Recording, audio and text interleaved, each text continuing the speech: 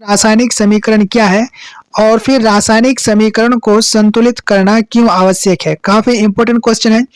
तो इसका पहले हम समझते हैं उदाहरण में, उसके बाद फिर हम इसका डेफिनेशन देखेंगे। तो यहाँ पे आप ये समझिए, यहाँ पे काफी छोटा अभिक्रिया लेते हैं और समझते हैं। जैसे एक कार्बन हो गया, कार्बन बनाता है, अभिक्रिया करता है ऑक्सीजन से। कार्बन ऑक्सीजन से अभिक्रिया करके क्या बनाता है, कार्बन डाइऑक्साइड बनाता है। तो यहाँ पे देखिए, ये एक पदार्थ है, ये एक पदार्थ है और ये अलग पदार्थ है। तो यहाँ पे क्या है, कार्बन एक है, कार्बन का परमाणु संख्या, ऑक्सीजन का परमाणु संख्या 2 है और कार्बन डाइऑक्साइड काफी यहाँ इस तरह देखिए उत्पाद में, इसमें भी कार्बन यानी C जो है 1 है और ऑक्सीजन 2 है।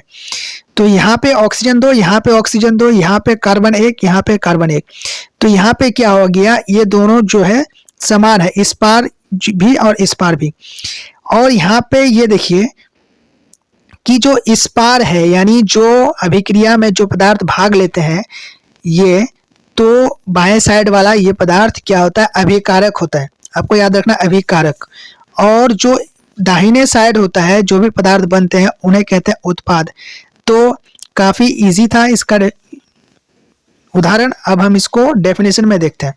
तो इसका डेफिनेशन आप देख सकते हैं, संतुलित रासायनिक समीकरण क्या है। तो यहाँ पे वैसे रासायनिक समीकरण जिसमें अभिकारक अभी बताया मैं आप लोगों को कि जो बाएं साइड में यानी जो पदार्थ भाग लेते हैं उन्हें अभिकारक कहते हैं। और उत्पाद, अभिकारकों और उत्पादों जो पदार्थ बनते हैं कि प्रत्येक तत्व के परमाणुओं की संख्या बराबर होती है, उसे संतुलित रासायनिक समीकरण कहते हैं।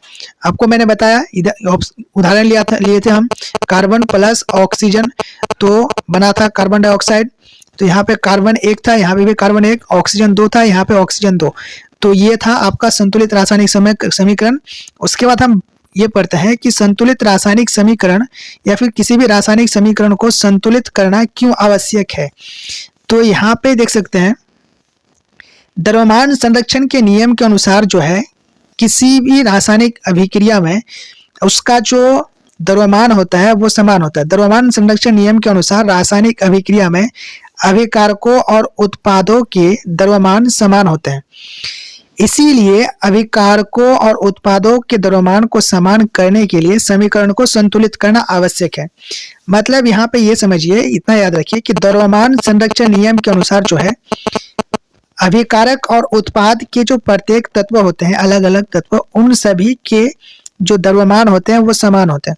और इसी द्रव्यमान को समान करने के लिए किसी भी रासायनिक अभिक्रिया को संतुलित करना आवश्यक हो जाता है।